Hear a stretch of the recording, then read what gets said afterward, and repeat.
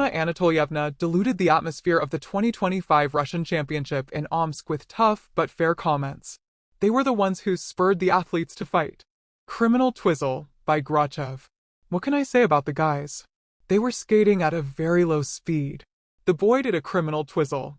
And this is a simple element, just a turn. This is how the legendary coach spoke about Matvey Grachev.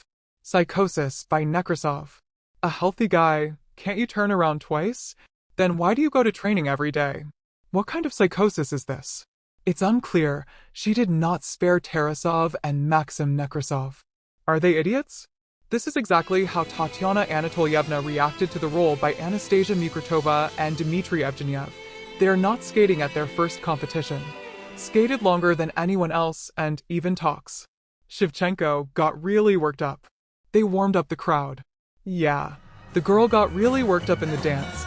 This is how Tarasova described Sofia Shevchenko, who performs in a pair with Andrei Eslov. Russian championships are better than European championships. These are the best competitions. I will never be able to compare our Russian championships with the European championships.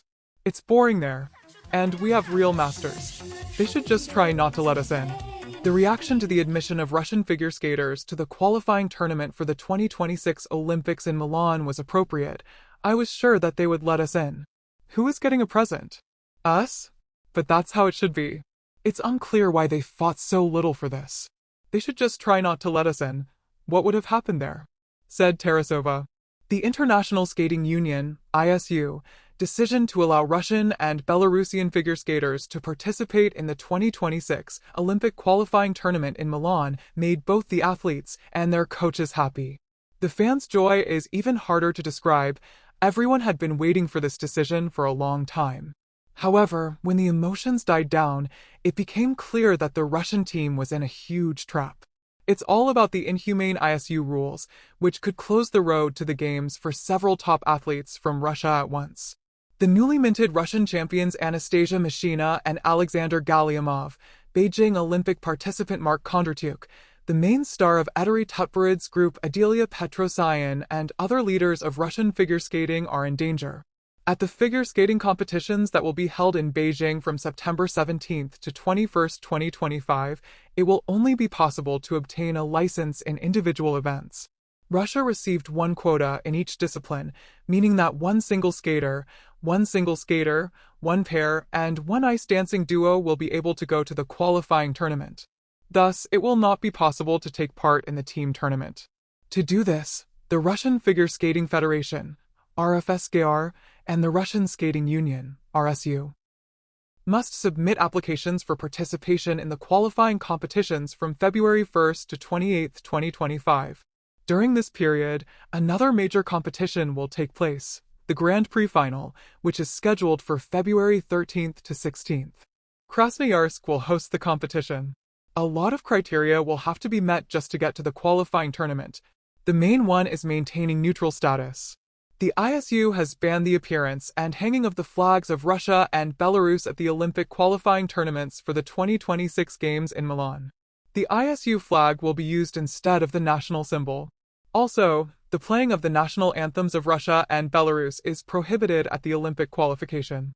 Instead, the anthem of the skating union will be played in honor of the athletes. The use of any colors, abbreviations, or country names that are somehow connected with Russia and Belarus is also prohibited. The familiar abbreviations Rus and BLR will be replaced by AN, individual neutral athletes. Skaters and their staff must not communicate with the press. They are prohibited from participating in press conferences, giving comments in the mixed zone, or giving any interviews to journalists during the competition. There are also special requirements for the athletes' uniforms. The uniform, competition, warm-up, official, ceremonial, or everyday, together with any personal belongings, equipment, and accessories must be of a single color, of the same color for all athletes. They must be submitted to the ISU for prior approval.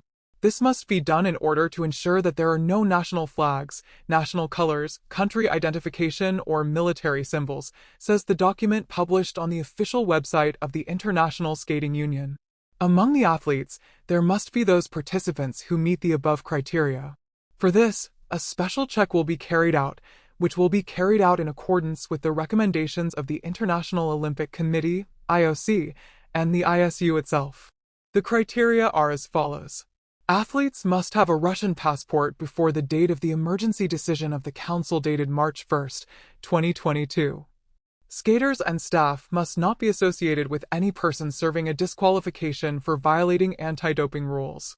Athletes must agree to fully comply with any request for information from the ISU, the IOC, as well as the International Doping Testing Agency, IDA, and the World Anti-Doping Agency, WADA, including any request for additional information on the whereabouts or contact details of all personnel with whom they are associated.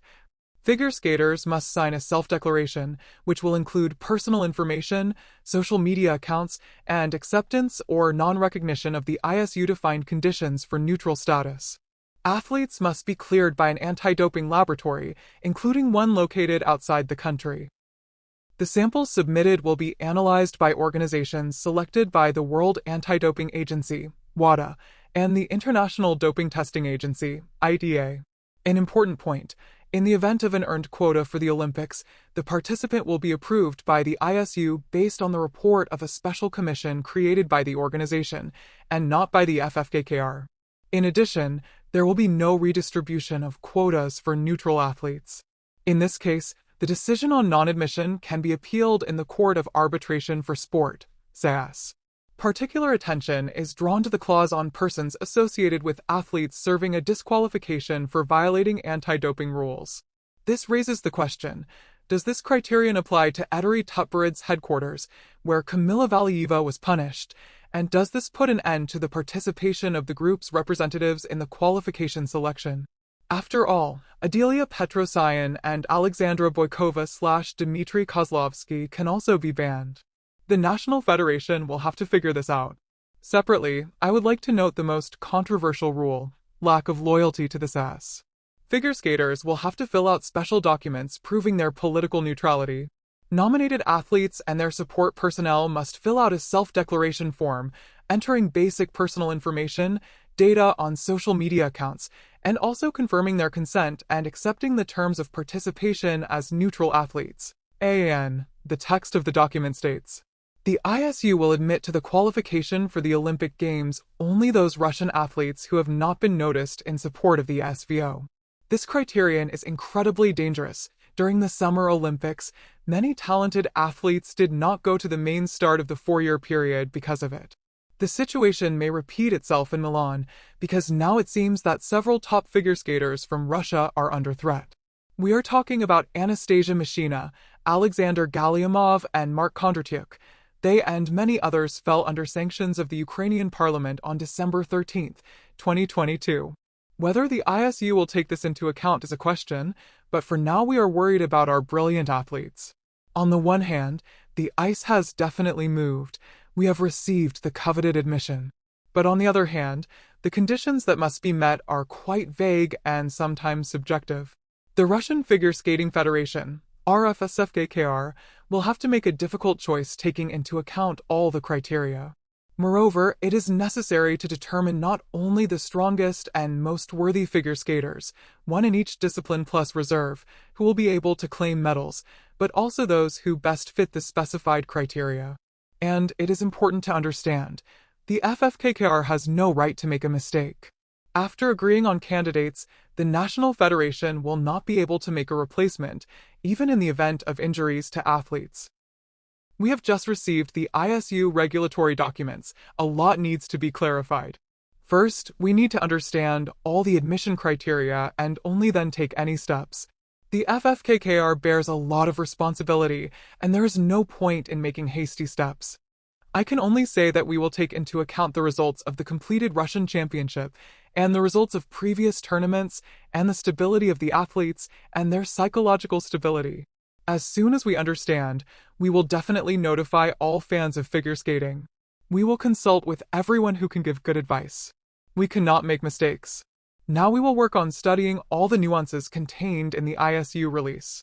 We will propose the candidacies of those athletes who will not be questioned, both related to doping stories and political statements. We will ask questions to all interested parties and then analyze the answers received. Our A Novosti Sport quotes Psycharalids as saying,